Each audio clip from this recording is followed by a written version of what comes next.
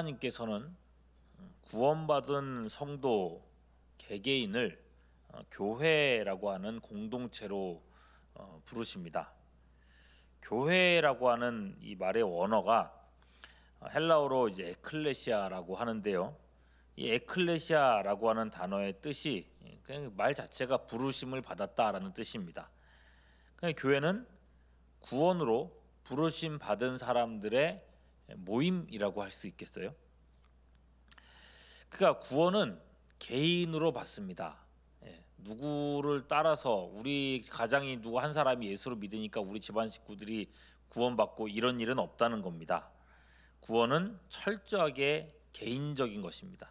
그러나 구원 이후의 삶은 공동체의 삶이어야 한다는 것이죠.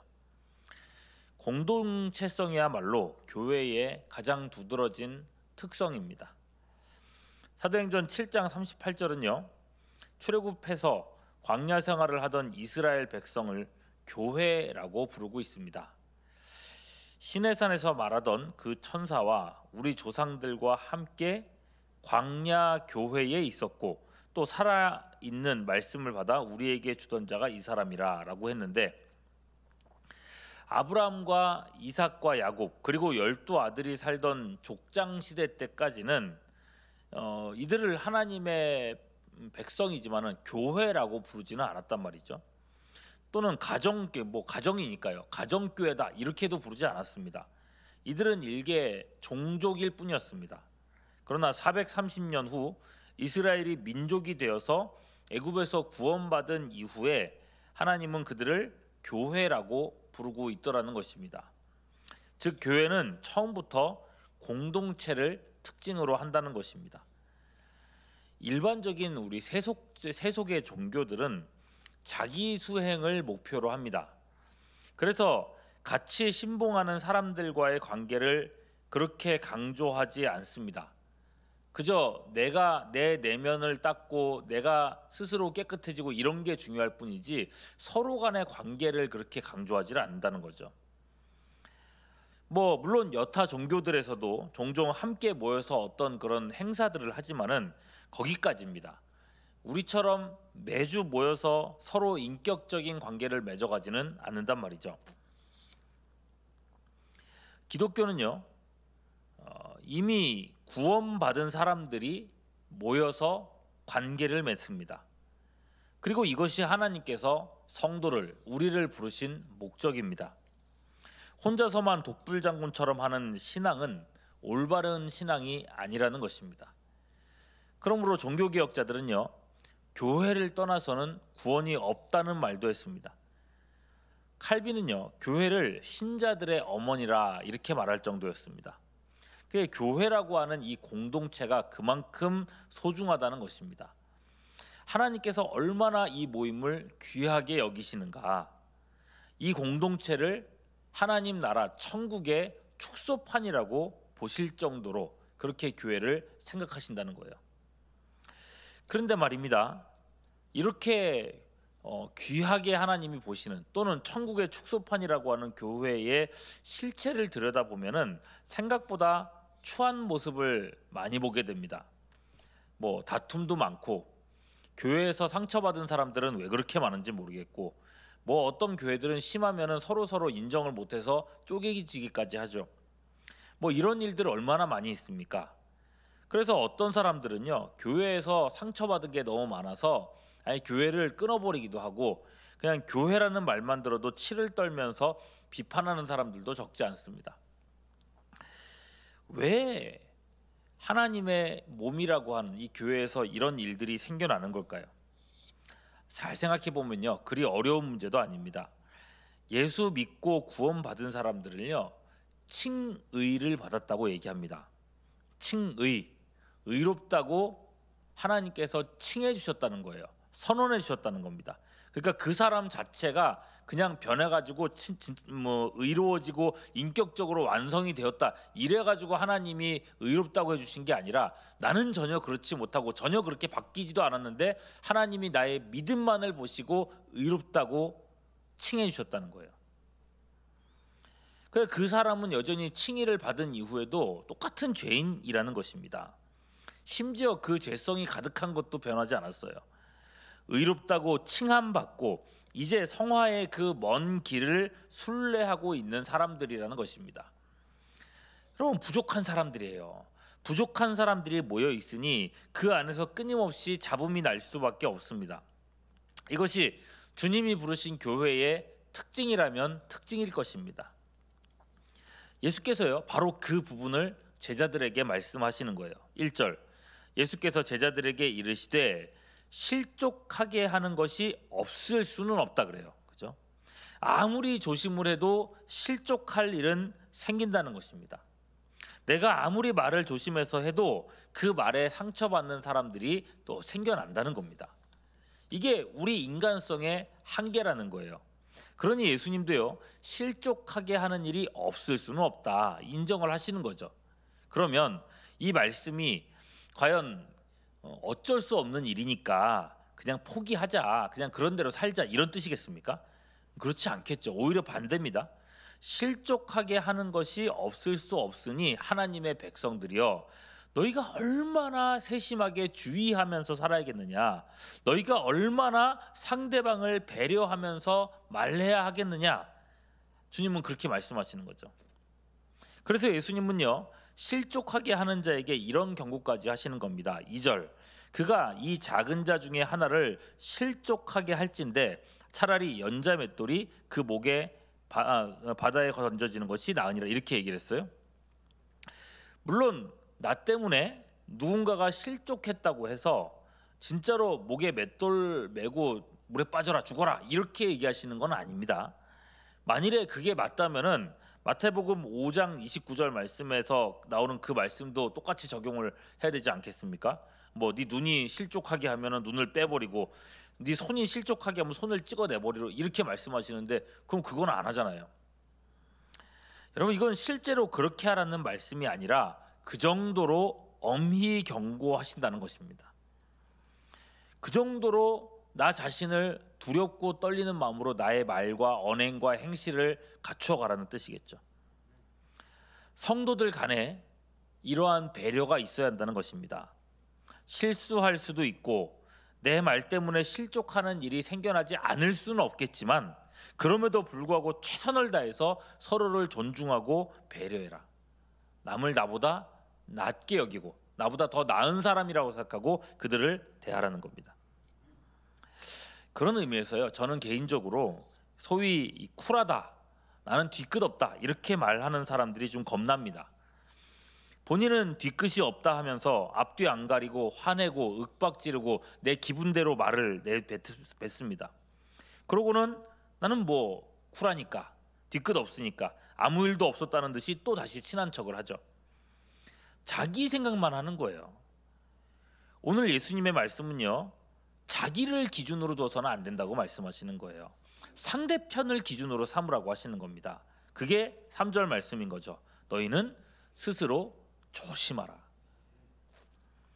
자, 여러분, 이렇게 상처 주지 마라, 실족하게 하지 마라라고 말씀하셨던 주님은 이번에는요, 그 상처 받는 사람들 또는 상처 받은 사람들에게도 말씀을 하십니다.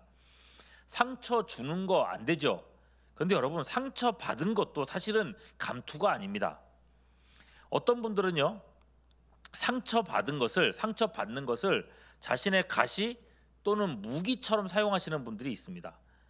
그래서 상처 준 사람을 마음으로부터 미워하고 마음 문을 닫아버립니다. 그래서 내가 상처 받은 걸 가지고 그 상대방을 다시 상처를 주려고 들죠. 그래, 거기에 더해서요, 내가 받은 그 가시를 교회와 하나님에게까지 치켜듭니다. 나 그 사람 꼴 보기 싫어서 교회 안 다닙니다. 나 그런 게 교회라면 교회 안 다니겠습니다. 이런 말들이 나와요. 그럼 여러분, 이건 하나님 앞에서 바른 태도겠느냐는 겁니다. 아니죠. 3절 4절 말씀, 여러분, 바로 내가 그런 상처를 입었을 그때가 용서의 능력을 발휘할 때라고 말씀하시는 거예요. 뭐라고 합니까? 만일 내 형제가 죄를 범하거든 경고하고 회개하거든 어떻게 하라고요? 용서하라고 하세요. 만일 하루에 7번이라도 내게 죄를 짓고 7번 내게 돌아와 회개하노라 하거든 너는 용서하라. 장난하냐? 라고 말하지 말고 용서하라고 말씀하고 있어요. 여러분, 이 말씀이 감당이 되십니까? 아유 하나님, 하루에 한 번도 아니고 하루에 7번이나 나한테 잘못하면 그건 용서하면 안 되는 거 아닙니까? 그게 원수죠. 어떻게 그런 사람을 용서합니까? 이런 생각이 들지 않겠어요? 그런데 주님은 그렇게 우리에게 말씀하시는 거예요. 왜요? 예수님을 보십시오. 우리가 아직 죄인 되었을 때에, 하나님과 원수였을 때에 하나님을 대적하던 우리를 위해 우리를 용서하시려고 주님은 십자가에 못 박혀 죽어주시지 않았습니까? 그런 예수님을 향해서 우리는 매주 매일 우리가 기도할 때마다 주님 앞에 뭐라고 기도하며 시작합니까? 주님, 내가 지은 죄를 용서해 주십시오. 내가 오늘 지은 죄를 용서해 주십시오. 우리는 주님 앞에 하루에 몇 번 죄를 지을까요? 7번이요? 아니요. 수도 없이 주님 앞에 죄를 짓습니다. 그리고 그 일들에 대해서 우리는 회개하고 있지 않습니까? 여러분, 그런 엄청난 은총을 받은 사람들이 우리들인 것입니다. 그걸 안다면 나는 피해자다. 나는 피해자다. 나는 어떤 상처를 받았다. 누가 나한테 그런 말을 했다. 이런 걸 가지고 마음 문을 닫아서는 안 된다는 거예요. 주님이 우리를 위해서 하시는 것처럼 우리도 우리에게 죄 지은 자를 사해 주어야 한다는 것입니다. 그죠? 어쨌건 이런 요구는요, 사실 우리의 본성을 한참 거슬러야 하는 일입니다. 오늘날 우리에게나 예수님의 제자들에게나 마찬가지입니다. 남을 위해서 내 자신을 통제하는 것, 그리고 또 내가 받은 상처들을 또 다시 억누르면서 용서하는 것, 제자들에게도 어려웠어요. 그래서 제자들이 우리가 할 말을 예수님께 다 대신해서 질문하죠. 5절, 주님, 우리에게 믿음을 더하소서, 이렇게 얘기합니다. 불신자들이요, 술 한잔 하고 나면은 다 털어버린다 그러잖아요. 술 마시고 나서 얘기하고 나면은 다 털어버린다. 제자들도 아마 이런 비슷한 생각을 했는가 봅니다. 야, 이건 내 능력으로 되는 게 아닌 것 같다. 그런 용서, 이건 주님이 우리한테 믿음을 더 주셔야, 내 믿음이 더 커져야 내가 그런 용서도 할 수 있고 그런 배려도 할 수 있는 것 같다. 그래서 주님께 말하는 거죠. 우리에게 믿음을 더 달라고. 근데 주님은 뭐라고 대답하십니까? 6절이요. 주께서 이르시되 너희에게 뭐만 있었다면요? 겨자씨 한 알만한 그런 작은 믿음만 있었더라도 이 뽕나무더러 뿌리가 뽑혀 바다에 신겨라 했을 것이고 그것이 너희에게 순종하였으리라. 여러분, 이게 무슨 말입니까? 믿음을 더 달라고? 아니야. 배려하고 용서하는데 더 큰 믿음, 더 믿음이 많아야 배려도 할 수 있고 용서할 수 있고, 이게 아니야. 너희 믿음은 겨자씨보다 작아도 충분히 그런 일들을 할 수 있는 능력이 있어라는 말이에요. 우리는요, 종종 뭔가를 더 갖춰야 어떤 일을 할 수 있다고 생각을 합니다. 심지어 내가 뭐 흥얼거리는 노래조차도 어떤 대학을 나오고 어떤 공인된 자격증을 받고 어떤 사람한테 노래를 배워야 내가 그런 노래들을 할 수 있다고 생각하죠. 다른 성도들을 향한 배려나 남을 용서하는 것도 마찬가지라고 생각합니다. 나한테 더 큰 믿음이 있으면 그런 것도 할 수 있지 않을까? 근데 아니라는 거죠.